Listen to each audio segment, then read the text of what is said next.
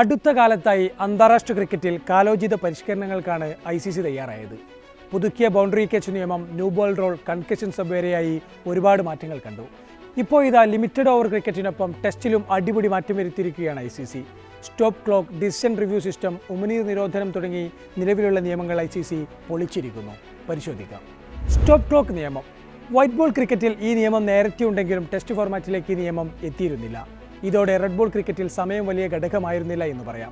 എന്നാൽ പുതുക്കിയ നിയമപ്രകാരം ഇനി കളി മാറും. ഒരു ബൗളർ പന്തെറിഞ്ഞ ശേഷം കൃത്യം 1 മിനിറ്റിനകം അടുത്ത ബൗളർ പന്തെറിയാൻ എത്തണമെന്നതാണ് പുതിയ നിയമത്തിൽ പറയുന്നത്. 60 സെക്കൻഡിനുള്ളിൽ പുതിയ ബൗളർ പന്തെറിയാൻ എത്തിയില്ലെങ്കിൽ 2 തവണ അമ്പയർ വാർണിംഗ് നൽകും. വീണ്ടും ഇത് ആവർത്തിക്കുകയാണെങ്കിൽ ബാറ്റിംഗ് ടീമിന് 5 റൺസ് പെനൽറ്റിയായി ലഭിക്കുമെന്നതാണ് ടെസ്റ്റിൽ ആവിഷ്കരിച്ച പുതിയ നിയമത്തിന്റെ പ്രത്യേകത. 80 ഓവർ പൂർത്തിയാകുന്നതോടെ പുതിയ മുന്നറിയിപ്പും ഫൈനും വീണ്ടും എത്തും. പോയ വർഷം വൈറ്റ് ബോൾ ക്രിക്കറ്റിൽ ഇൻട്രൊഡ്യൂസ് ചെയ്ത നിയമമാണ് ഇപ്പോൾ ടെസ്റ്റിലേക്കും ICC വ്യാപിപ്പിച്ചത്. നിലവിൽ നടന്നുവരുന്ന ലോക ടെസ്റ്റ് ചാമ്പ്യൻഷിപ്പ് സൈക്കിളിൽ ഈ നിയമം ഇതിനകം നടപ്പാക്കിയിട്ടുണ്ട്. ഇനി മുതൽ ഉമിനീർ ഉപയോഗിച്ചാലും പന്ത് മാറ്റേണ്ടതില്ല എന്നതാണ് മറ്റൊരു പ്രധാന മാറ്റം. പന്തിൽ ഉമിനീർ പുരട്ടുന്നതിന് നിലവിൽ ICCയുടെ വിലക്കുണ്ട്.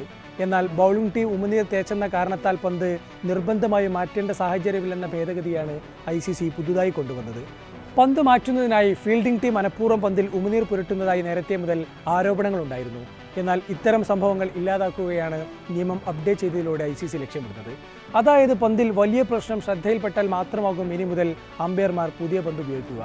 എന്നാൽ പന്തിൽ ഉമിനീർ പുരട്ടുന്നതിനെതിരെ നിലനിൽക്കുന്ന സലൈവ ബാൻ തുടരുമെന്നും ICC അറിയിച്ചു. ഇത്തരത്തിൽ പന്തിൽ ഉമിനീരോ വിയർപ്പോ വരുത്തി ബൗളിംഗ് ടീം പന്തിൽ മിനുസം വരുത്താൻ ശ്രമിച്ചതായി ബോധ്യപ്പെട്ടാൽ പെനൽറ്റിയായി ബാറ്റിംഗ് ടീമിന് 5 റൺസ് ലഭിക്കും. ഡിസിഷൻ റിവ്യൂ സിസ്റ്റം അഥവാ DRSലും കാര്യമായ മാറ്റത്തിനാണ് ICC തയ്യാറായിരിക്കുന്നത്. ബാറ്റർക്കെതിരെ വിക്കറ്റ് കീപ്പർ ക്യാച്ച് ഔട്ടിന് അപ്പീൽ നൽകുന്നതായി കരുതുക. എഡ്ജുണ്ടെന്ന് കരുതി അമ്പയർ ഔട്ട് വിധിക്കുന്നു. എന്നാൽ അമ്പയറുടെ തീരുമാനത്തിനെതിരെ ബാറ്റർ റിവ്യൂ ആവശ്യപ്പെടുന്നു. TV അമ്പയറുടെ അൾട്രാ എഡ്ജ് പരിശോധനയിൽ പന്ത് ബാറ്റിൽ ഉരസിയില്ലെന്നും പാഡിലാണ് തട്ടിയതെന്നും വ്യക്തമാകുന്നു. ക്യാച്ച് ഔട്ടില്ലെന്ന് തെളിഞ്ഞാലും പാഡിൽ തട്ടിയതിനാൽ TV അമ്പയർ LBW പരിശോധിക്കുമെന്നാണ് പുതിയ DRS നിയമത്തിന്റെ പ്രത്യേകത. LBW ബോൾ ട്രാക്കിംഗ് പരിശോധനയിൽ അമ്പയർ കോളായാണ് കാണുന്നതെങ്കിലും നേരത്തെ അമ്പയർ ഔട്ട് നൽകിയത് പരിഗണിച്ച് ബാറ്റർക്ക് കൂടാരം കയറേണ്ടി വരും. മറ്റൊരു പ്രധാന മാറ്റം നോ ബോൾ ക്യാച്ച് പരിശോധനയിലാണ്. ഇതുവരെയുള്ള നിയമം അനുസരിച്ച് നോ ബോളിൽ ബാറ്ററുടെ ക്യാച്ച് ഫീൽഡർ എടുക്കുകയാണെങ്കിൽ അമ്പയർ അത് കാര്യമായി പരിശോധിക്കാറുണ്ടായിരുന്നില്ല. ഫീൽഡർ എടുത്ത ക്യാച്ചിൽ സംശയമുണ്ടെങ്കിലും നോ ബോളിൻ്റെ ആനുകൂല്യത്താൽ അത് അപ്രസക്തമാകുകയാണ് പതിവ്. എന്നാൽ ഇനി മുതൽ നോ ബോൾ ആണെങ്കിലും ഫീൽഡറുടെ ക്യാച്ച് കൃത്യമായി പരിശോധിക്കാൻ അമ്പയർ നിർബന്ധിതനാകും. അത് ക്യാച്ചാണെന്ന് തെളിഞ്ഞു കഴിഞ്ഞാൽ ബാറ്റിംഗ് ടീമിന് നോ ബോളിൻ്റെ എക്സ്ട്രാ റൺ മാത്രമാകും ലഭിക്കുക. ക്യാച്ച് അല്ലെങ്കിൽ മാത്രമാകും ഓടിയെടുത്ത റൺസ് അക്കൗണ്ടിൽ ചേർക്കുക. മറ്റൊരു പ്രധാന മാറ്റമുള്ളത് ഷോർട്ട് റൺ റൂളിലാണ്. ക്രീസിൽ സ്പർശിക്കാതെ ബാറ്റർമാർ ഓട്ടം പൂർത്തിയാക്കുന്നതിനെതിരായ നിയമത്തിലും സുപ്രധാന മാറ്റമാണ് ICC കൊണ്ടുവന്നത്.